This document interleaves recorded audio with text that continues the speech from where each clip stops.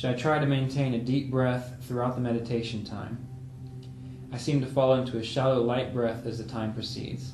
I think that's natural. The idea of breathing deeply constantly, I've not found that that's sustained. Typically, when I'm experiencing like a deeper or super conscious state, my breath is extremely shallow. And I don't mean shallow as in I'm breathing up in the chest. I just mean I'm hardly breathing. Okay. So start out. The reason you breathe deep in the beginning is because we remember that the breath is attached to the mind. So when the mind is going crazy, moving extremely fast, you breathe deeply to help slow down the mind, to help slow down the thoughts. And then in time when those thoughts are slow and there are no thoughts, again, the breathing becomes very natural, but very, very easy and almost imperceptible. Okay. Let's see. What would be the benefit to becoming initiated? All right, so I'm assuming this has to do with the Kriya Yoga initiation that we announced we'd be doing this December. So I'll tell you what my benefit of being initiated was. When I first, again, got interested in meditation, it was 1999, and I really didn't know what I was doing. I had learned meditation through books. Someone had recommended that I read Autobiography of a Yogi.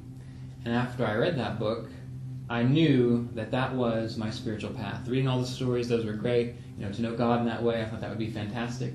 But aside from that, the thing that I got from that book was the lineage of gurus. So from Babaji to Lahiri Mahasaya, Sri Yukteswar, Paramahansa Yogananda, and then my teacher, Roy Eugene Davis. The help that they provide is through their state of consciousness.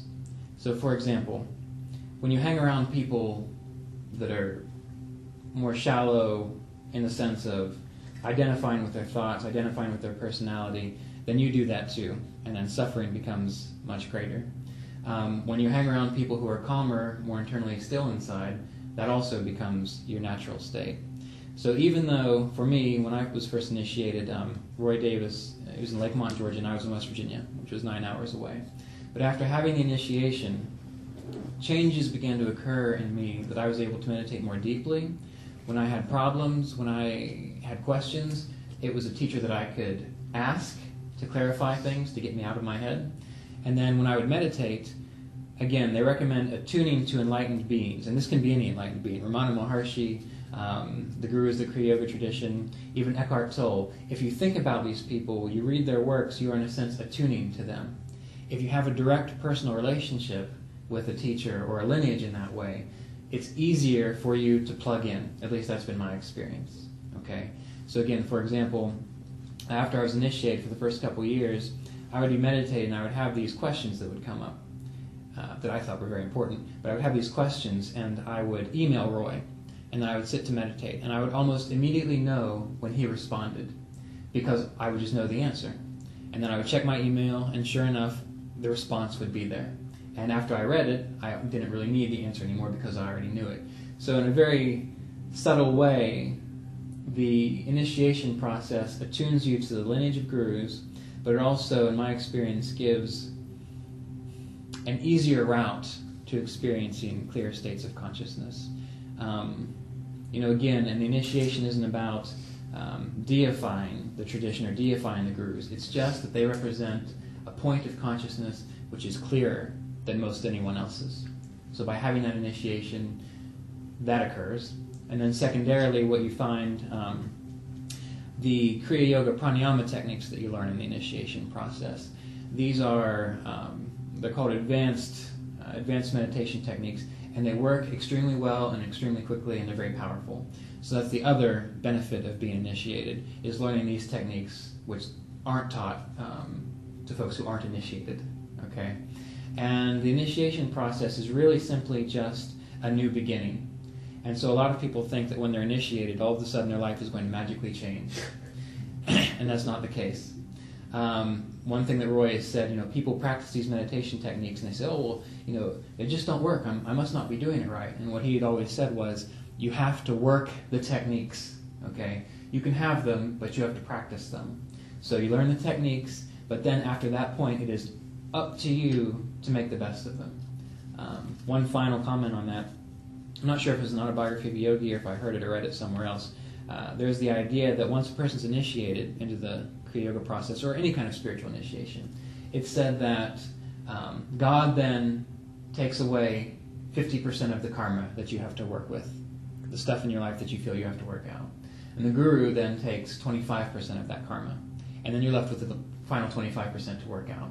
And, that might not be the exact ratio, but it's that idea that's shared there. Okay? All right, next question. Is that true? What's that? What you just said? I found it to be true. Yes. My life got a heck of a lot better afterwards. And I'll speak to that. Before I was initiated into the Kriya Yoga process, I was a fairly unhappy individual. Wasn't very effective or productive in my life. But then again, I was just in college, and so before that, really, what could you be doing that's productive anyway? But what I found was that the things that I did that were no longer useful to me, it was much easier for me to change those things. Experiencing like a sense of purpose and peace within my life became much easier after the initiation process. Some of you might know I'm also a Vedic astrologer, and so Vedic astrology is about studying a person's karma, those things that they've created within their life up until a certain point that will express in this lifetime. And I often looked at my chart and thought, boy, this is a pretty rough chart.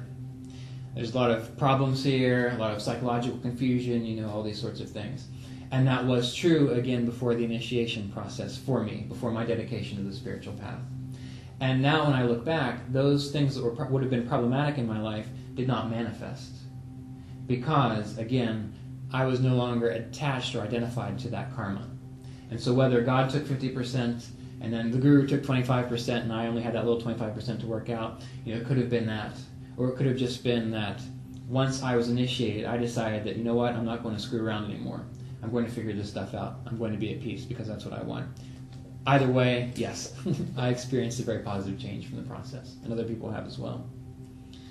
So, resistance to softening. What are the dominant old beliefs I can let go of? Well, I don't know. That's rhetorical. Okay. This is my first visit, and I didn't know what we were doing here. Okay, all right. Well, just so you know, usually what we do here is we have an inspirational message based on the Yoga Sutras, the Bhagavad Gita, or Vasishtha Yoga, and then we chant and then we meditate. Today is just a Q&A session. All right, so what do you mean then? What resistance to softening? What are the dominant old beliefs I can let go of? What's behind that question? Let's see. I am very aware of subtleties and tension in my body, and I know that they are produced from old beliefs, and I will go deeper. Right. To Okay. So the key with this, just like in the beginning when we were meditating, tuned within, and become like the witnessing presence. So the first thing you do is experience that tension and see those beliefs, whatever they are. And then what I do, and what other people have done as well, which is helpful, is you ask yourself, is this me? First off, is this me? And then secondarily, is this real? And you meditate on that. So you're asking, is this me or is this real? And you're focusing on this feeling. And eventually, what you will realize is that no, it is not you. And no, it is not real in the sense that you're giving it the power. So once you can experience that disidentification with these ideas or concepts or feelings or emotions, then you can make positive changes.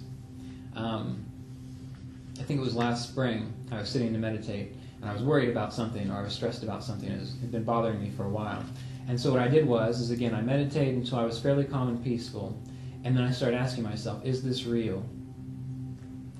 And I continued to ask this question until all of a sudden there was a shift in viewpoint where I knew I was no longer these things that were bothering me.